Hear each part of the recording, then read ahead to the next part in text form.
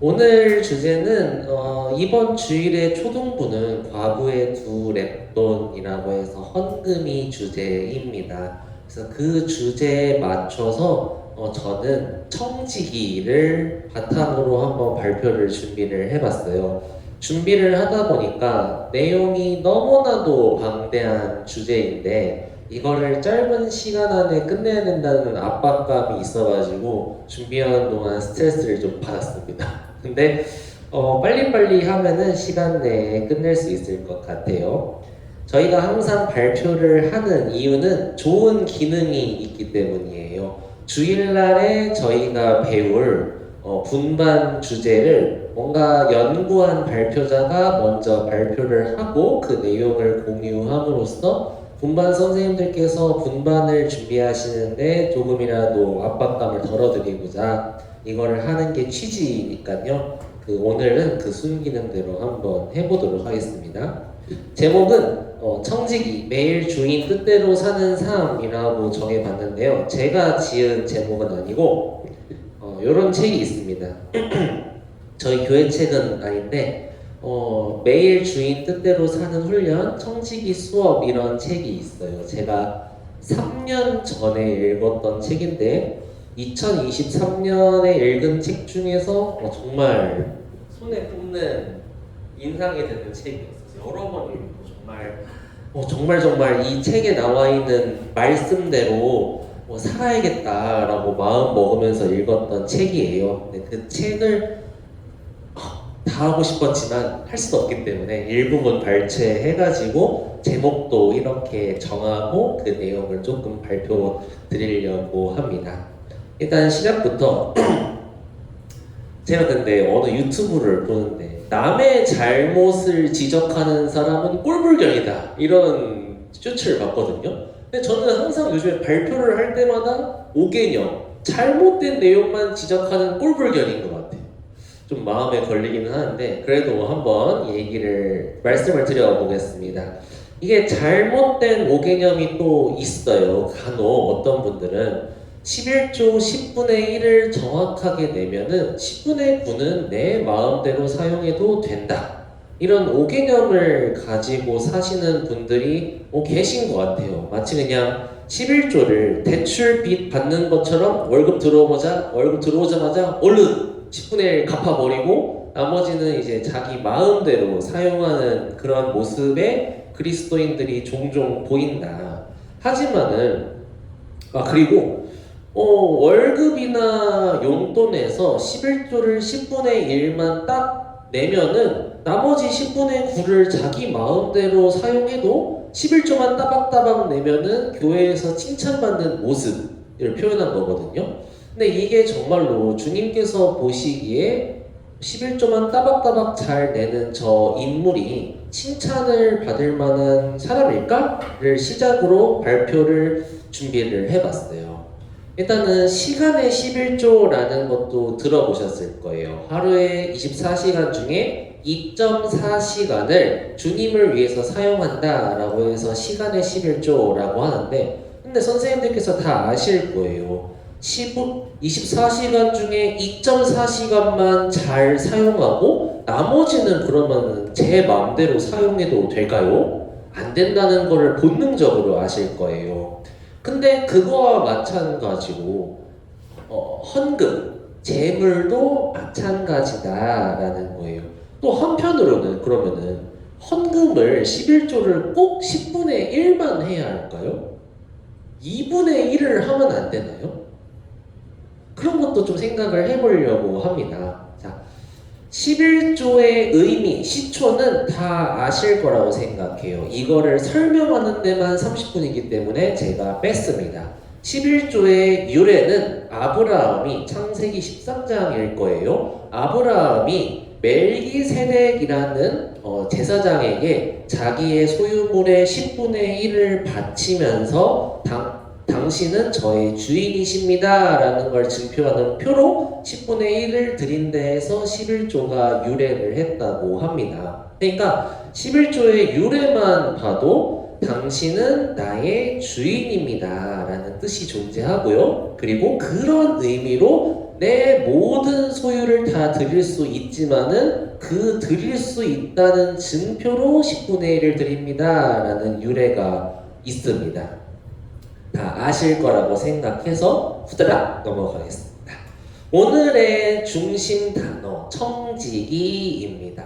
이 청지기라는 말 교회 밖에서는 들어본 적도 없고 써본 적도 없는 것 같아요. 그죠? 굉장히 친숙하지 않은 단어인데 이 청지기는 쉽게 말씀드리면은 노예의 한 종류입니다. 종의 한 종류예요. 근데 종이긴 종인데 어떤 역할을 맡은 종이냐면은 뭐 청소하는 종도 아니고 요리하는 종도 아니고 주인의 것을 맡아가지고 관리하는 종의 한 종류다라는 거죠. 그래서 이 청지기는 제가 항상 이제 말씀을 드리는 예수님과 나의 관계는 주인과 종의 관계가 되어야 한다의 그런 연장선으로 보셔도 될 것 같습니다. 즉, 청지기라는 것은 주인의 것을 관리하는 사람이고, 이 청지기는 주님께 나의 소유를 드리는 수준이 아니에요.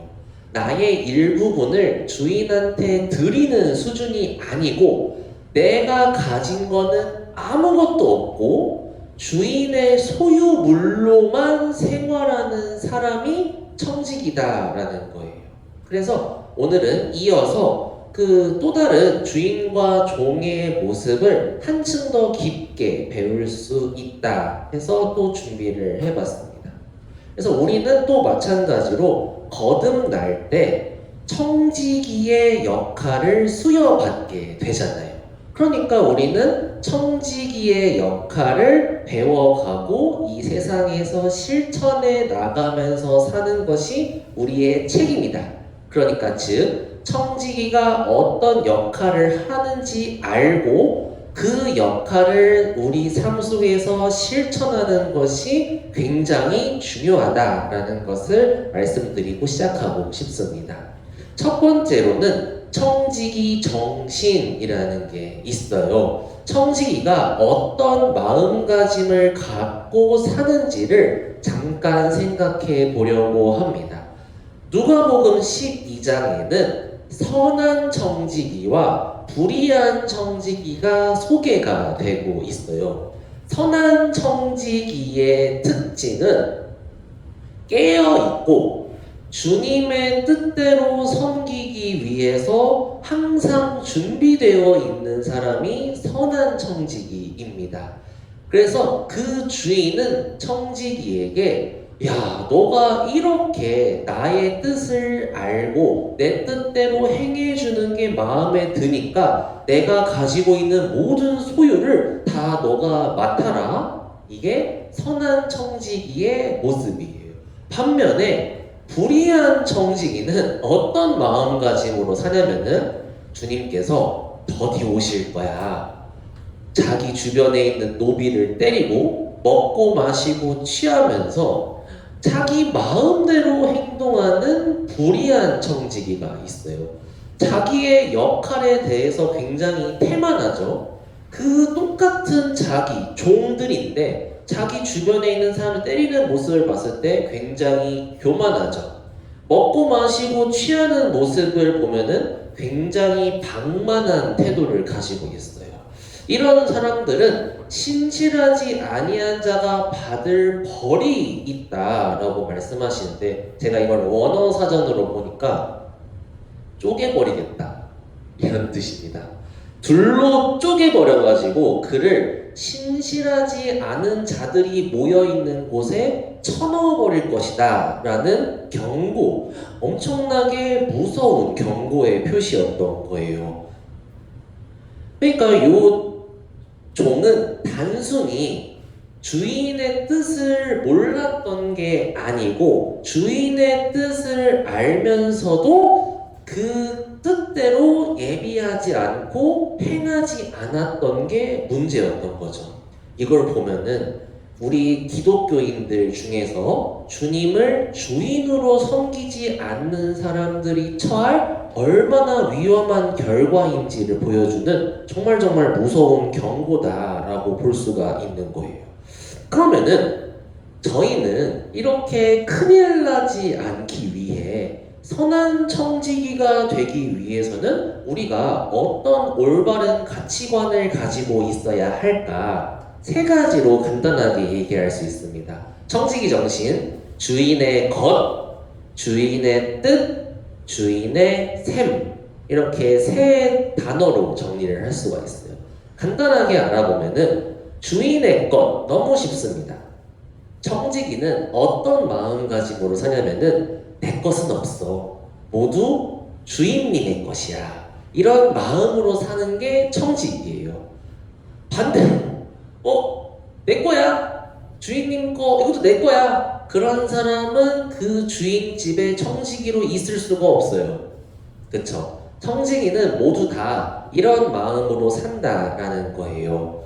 즉 청지기는 구원받은 사람은 예수님을 구원자로만 믿는 게 아니고 주와 구원자로 믿는다라고 말씀드렸잖아요. 현대에 있는 너무 많은 교회 사람들은 예수님을 구원자로는 인정하지만 예수님을 주님으로 인정하고 사는 사람들이 너무너무 적다 언급드렸었습니다. 즉 우리 청지기들은 예수님을 주님으로 인정하는 사람들이기 때문에 내 인생의 주인은 더 이상 내가 아니고 주님이십니다. 나의 가지고 있는 모든 소유물들도 내 것이 아니고 주님의 것입니다. 나는 지금부터 구원받은 이 순간부터 주님의 청지기가 되었음을 시인합니다. 이게 청지기 정신이에요. 두 번째는 주인의 뜻입니다. 주인의 뜻을 따라 일한다라는 거죠. 마태복음에도 열매로 그들을 알리라, 주님에게 그 순종하는 그 열매로 이 사람이 알곡인지 가라지인지를 안다라고 말씀하셨습니다. 즉 정말로 거듭난 사람은 아버지의 뜻대로 행하는 사람이지 자기의 뜻대로 행하는 사람이 아니다. 청지기도 마찬가지예요. 청지기도 내 뜻대로 주님의 물건을 사용하는 것이 아니고 주인님께서 시키시는 대로 그 소유를 활용한다는 거죠. 조심해야 될 거는 주인의 뜻대로 일하는 거지 열심히 성실히 하는 게 아니에요. 하루하루 성실히 하는 게 중요한 게 아니고 정말로 내가 하나를 하되 주님의 뜻 가운데에서 하고 있느냐를 살펴야 된다는 거죠. 그다음 세 번째는 주인의 셈입니다. 아주 간단해요. 반드시 주님이 돌아오실 때 상과 벌로 갚아주실 것이다. 여기에서 주님이 일을 시키실 때 이게 원어로 테라페이아라고 한대요. 테라페이아, 이 뜻이 종들에게 일한 만큼 대우해준다라는 뜻을 가지고 있대요. 제가 달란트의 비유도 하고 싶었어요. 5달란트, 2달란트, 1달란트. 달란트의 비유도 청지기들한테 달란트를 맡기는 내용이거든요. 그걸 준비하니까 너무 양이 많아지는 거예요. 없앴어요. 근데 달란트의 비유에서도 나중에 어떻게 하시냐면은 주인이 돌아와서 내가 준 달란트를 잘 사용했는지 안 했는지 회개하시고 5달란트, 2달란트 준 사람들한테는 천국을 주시고 1달란트를 받은 사람한테는 너가 슬피 울며 일을 할 것이다 라고 언급하시는 내용이 나옵니다. 정리해 보면은 청지기 정신, 그래서 주인의 셈을 셀 때는 정말로 내가 주님의 뜻 가운데에서 올바르게 청지기 생활을 한 사람은 주님이 오시기만을 기다릴 수밖에 없어요. 빨리 와서 내가 열심히 일한 만큼 갚아주셨으면 좋겠다. 반면에 불의한 청지기는 주님이 샘하러 오시는 그 순간이 몹시 두려울 거예요. 아무튼 요 주님의 샘. 그래서 이거를 뭐 정리하면은 청지기 정신은 아주 간단합니다. 내 것은 없습니다. 모두 주님의 것을 가지고 그 주님의 것을 주님의 뜻에 따라서 사용을 할 것이며 그거에 따라서 나한테 상이 있을 것을 믿습니다. 요게 청지기 정신이다 라고 말할 수 있습니다. 그러면은 청지기는 실제로 거듭난 그리스도인들은 청지기인데 그러면 청지기는 실질적으로 재물을 어떻게 사용해야 할까? 그것을 예수님께서 비유로 설명하신 게 불의한 청지기의 비유입니다. 근데 요 불의한 청지기의 비유는 제가 맨 처음에 공부를 했었을 때 어려웠어요.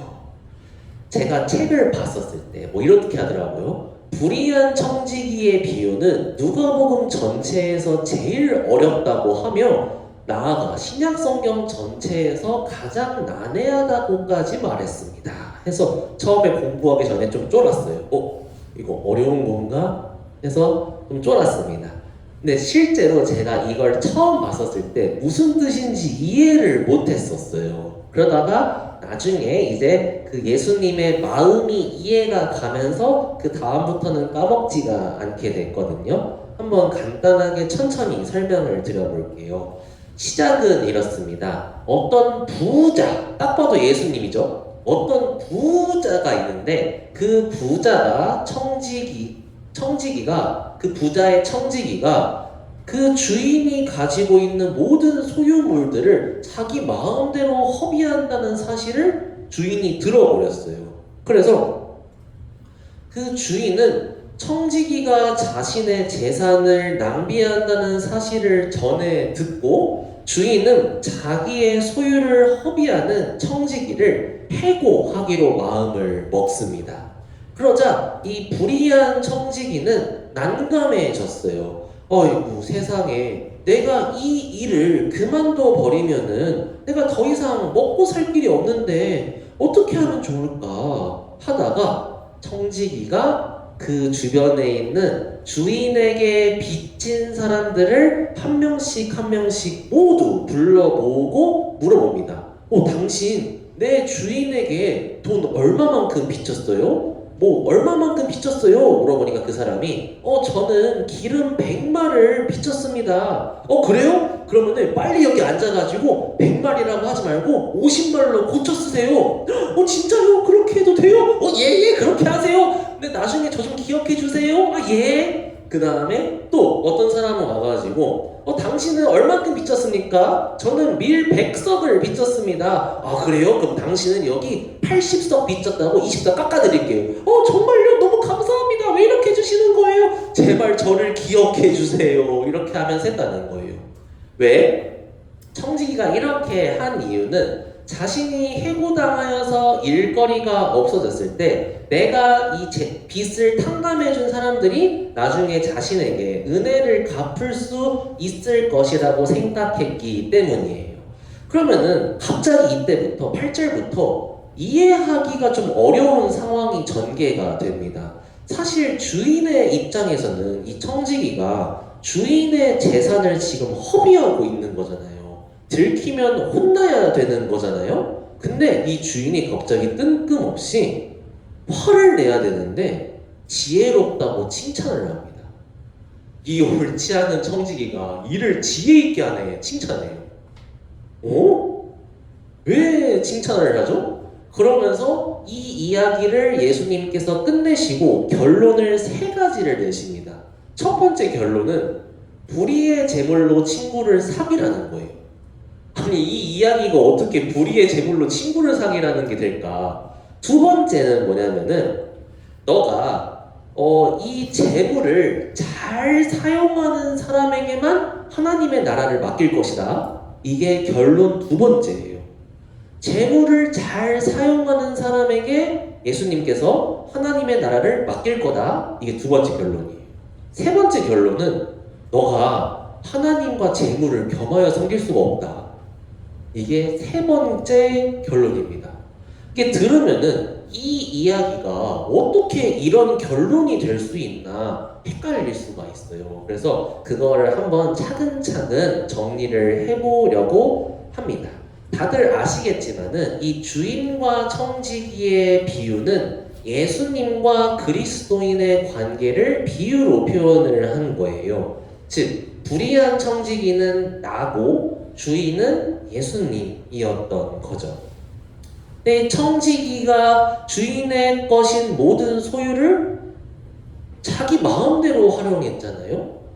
그리스도인들도 그러면 예수님이 주신 이 재산을 마음대로 활용하면은 칭찬을 받는다는 뜻인가? 아니겠죠. 자, 가만히 살펴보면은 이 비유 속에서 불의한 청지기가 지혜롭다고 칭찬받은 포인트가 뭐였냐면은 주인의 것을 사용을 해서 사람들의 마음을 얻었다는 거예요. 다시, 주인의 것을 사용해서 사람들의 마음을 얻었다. 이게 예수님께서 칭찬하신 표현인 거예요. 확실한 거는 이 주인은 돈에는 관심이 없어요.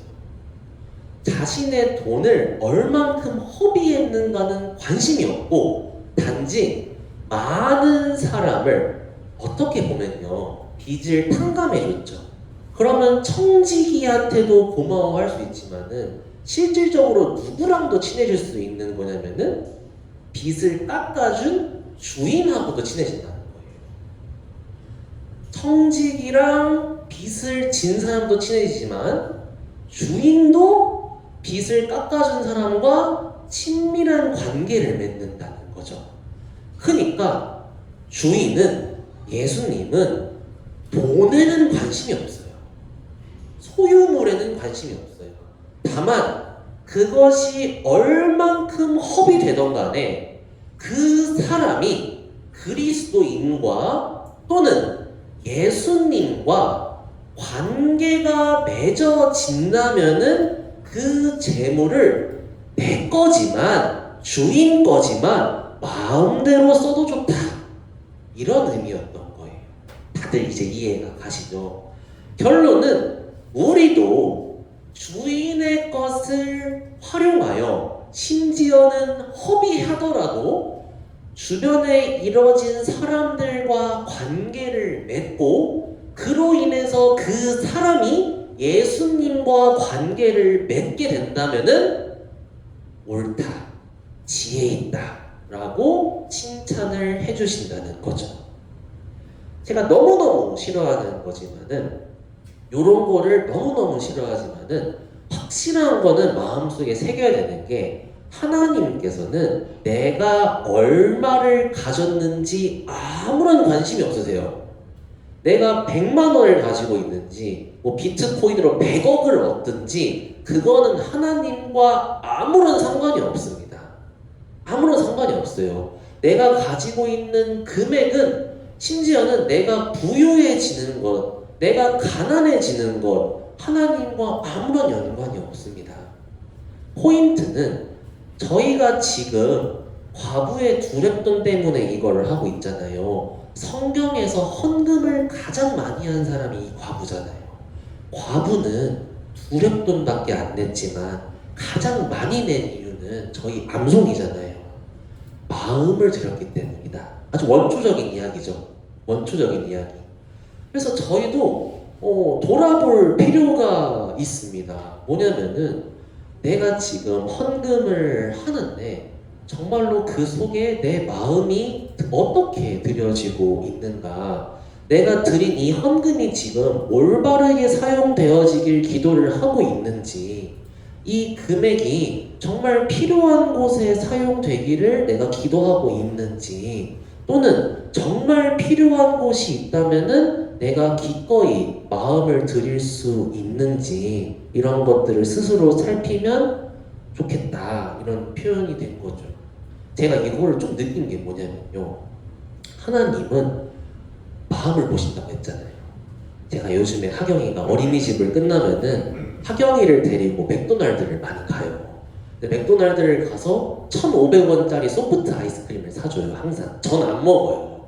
근데 아이스크림을 이렇게 사주면은 하경이한테 항상 물어봐요. 아빠 한 입만 줄래? 그럼 하경이가 이렇게 줄까 말까 고민해. 이게 제가 이게 자식이 생기니까 목사님들께서 하시는 말씀이 실감이 나요. 제 딸한테 이걸 하고 있으니까. 얘가 줄까 말까 고민을 해요. 1,500원짜리 아이스크림에 관심이 있는 게 아니에요. 얘가 지금 나한테 이걸 줄까를 기대하는 거예요.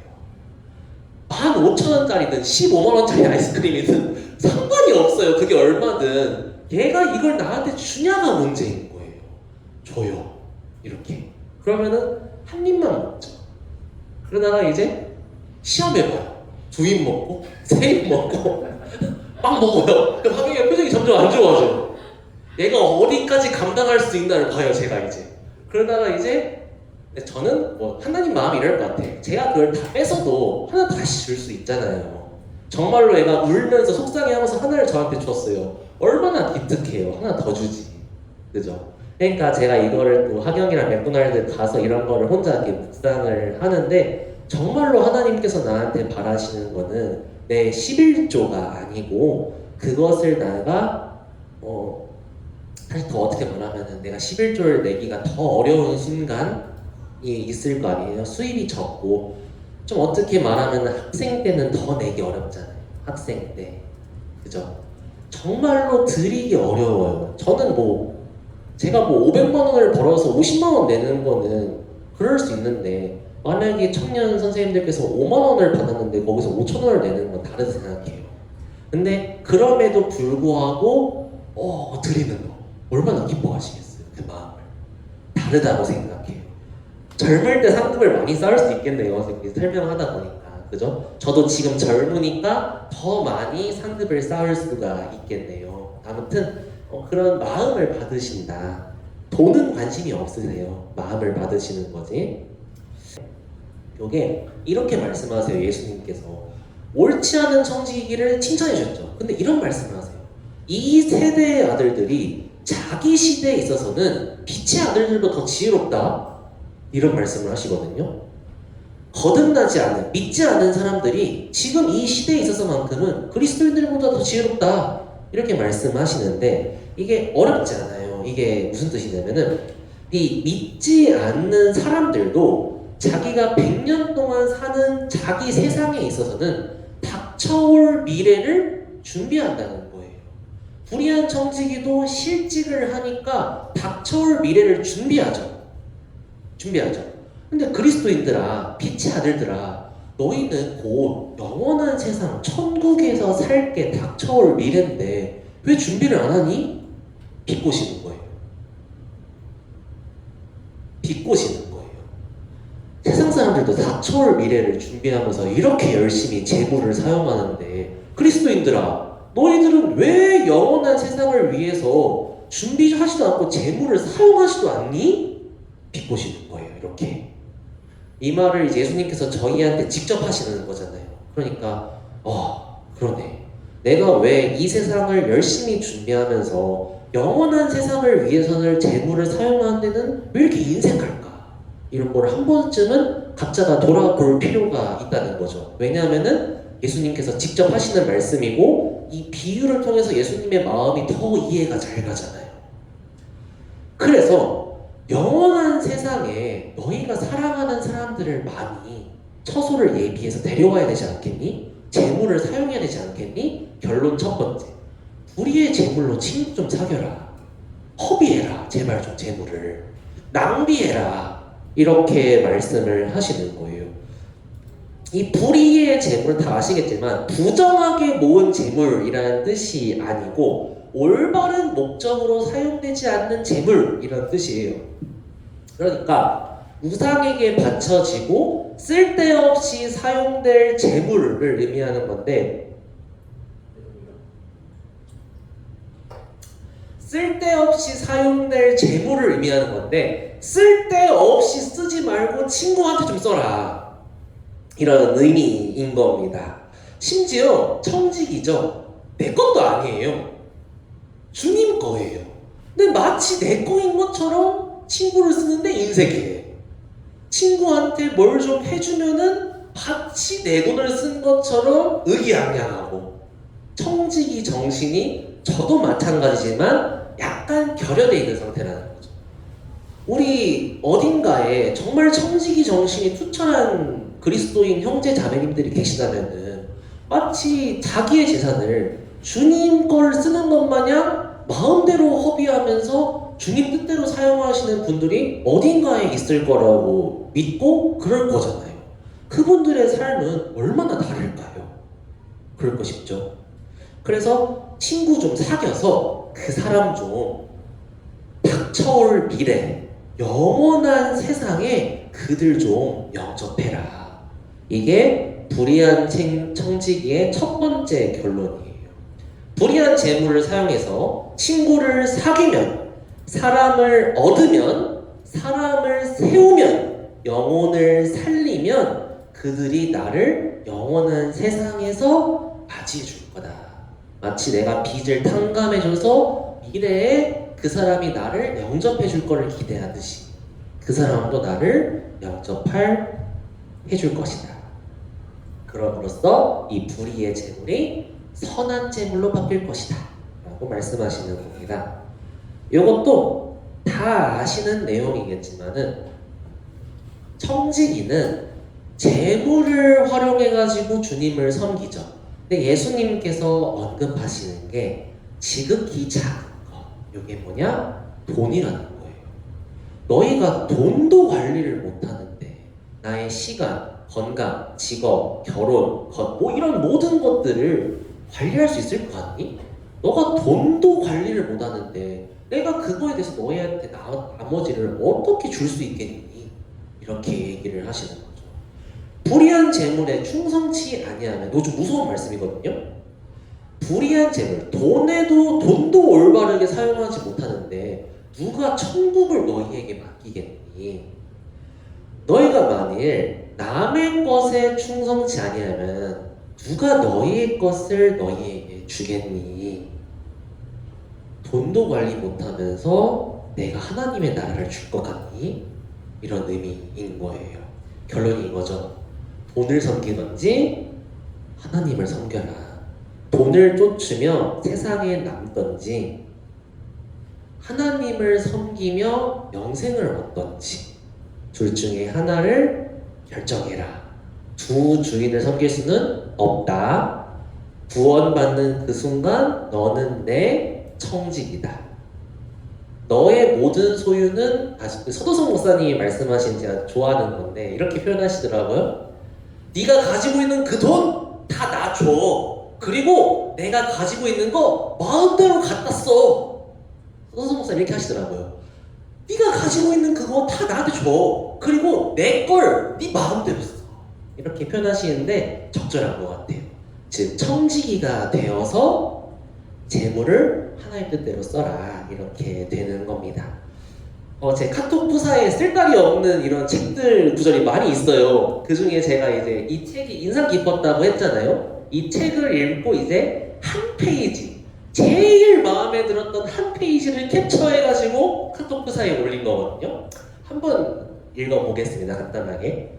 여기서 각도 때문에 잘 안 보여서 잠시만요. 자, 예수님께서 직접 하신 말씀 중에 15%는 돈과 소유에 관한 가르침이라고 합니다.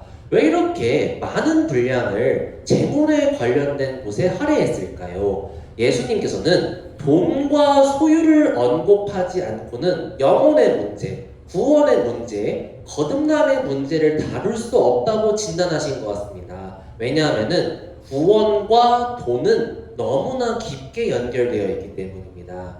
호주머니가 회개하지 않으면 진정으로 회개한 것이 아니다 라는 조언이 있습니다. 참으로 적절한 표현입니다. 진정한 회개는 영혼이 하나님 앞에 바로 서는 것인데, 영혼이 바로 서게 되면은 재물을 사용하는 삶이 달라지게 됩니다. 삶이 달라진다는 것은 물질과 재능을 사용하는 원리와 방법이 달라진다는 것으로 확인됩니다. 전에는 물질의 대부분을 나를 위해서 사용하던 것에서 주님의 뜻과 영원한 것을 위해서 사용하는 것입니다. 또 빚을 많이 지고도 아무런 거리낌 없이 살던 삶에서 단순하고 덜 소유하는 방식의 라이프 스타일로 바뀌는 것입니다. 그 회개의 대표적인 사람이 약된 털옷을 입고 다니는 세례요한입니다. 속옷 두 벌이 있냐? 한 벌 나눠줘라! 이게 세례요한이었던 거죠. 즉 저희가 정말로 구원받았다면은, 회개를 했다면은 그게 재물을 사용하는 데 있어서도 드러나야 한다라는 조언입니다. 저는 많이 인상 깊었어요. 그래서 내가 가지고 있는 모든 것을 다 주님께 드리겠습니다 라고 시작했지만은 지금 또 사람은 참 물고기같이 망각의 동물이라 많이 잊어버렸어요. 근데 오늘 이 발제를 준비하면서 다시 좀 마음을 먹은 것 같습니다. 재물은 나의 것은 다 주님의 것이다. 10분의 1 내면서 혹은 10분의 2 내면서 마치 내가 엄청난 헌금을 하는 것처럼 자랑하지 말아야겠다. 이런 생각을 좀 했습니다. 아무튼 저희는 영원한 세상의 가치, 저에게 닥쳐올 미래는 영원한 세상인 거잖아요. 그거를 사는 훈련을 하는 거. 그래서 저희가 유한하지만 중요한 앞으로 돈도 있고 시간도 있고 건강도 있고 심지어 청년 선생님들은 결혼도 있고 그 결혼도 주님께 어떻게 드릴 것인가. 자, 마무리. 제가 정말 좋아하는 문장 한 문장 읽고 마무리하겠습니다. 정말 좋아하는 문장입니다. 끝까지 손에 쥐고 있던 것은 이 땅에 남겨두고 떠나지만 주님을 위해 손을 펴서 놓아드린 것은 영원히 잃지 않습니다. 결국 우리를 따라오는 것은 움켜진 것이 아니라 사랑으로 놓아드린 것입니다. 저희가 손에 쥐고 있는 것들을 다 놓고 아예 모든 것을 주님의 것으로 인정하는 진정한 청지기가 되는 순간 저희는 정말 주님을 주님으로 모시는 최고의 행복을 느끼는 그리스도인이 될 것 같습니다. 자, 이상 발표를 마치겠습니다. 감사합니다.